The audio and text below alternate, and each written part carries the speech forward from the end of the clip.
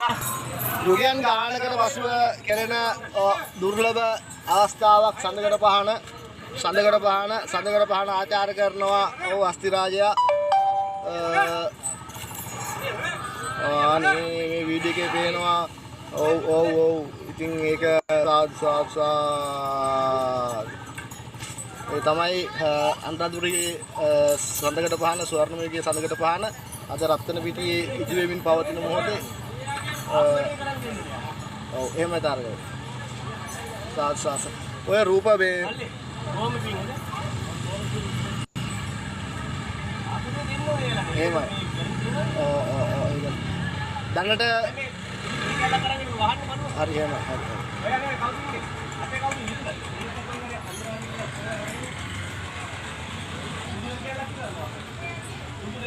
තාරකයි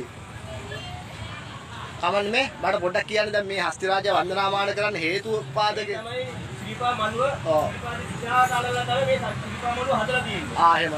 මෙතන පේනවා මේ රතු පාටට නිල් පාටට කළු පාටට. මේ තමයි දිව්‍යතල 31. 31 මෙතන රතු පාටෙන් තියෙන්නේ කාම භූමිය. එහෙම. නිල් පාටෙන් තියෙන්නේ රූප භූමිය. කළු පාටෙන් අරූප. කාම භූමිය ඔක්කොම 11ක් තියෙනවා. එහෙම. ඒ 11 මනුෂ්‍ය ලෝකයේ අතුරු දිව්‍ය ලෝක 6යි 4 අපායයි. රතු පාටෙන් කොහොම කාම ලෝක. අරූප වචන බ්‍රහ්ම ලෝක 16ක් තියෙනවා. ඒ 16 තමයි මේ නිල් පාටින් පාට කරලා තියෙන්නේ.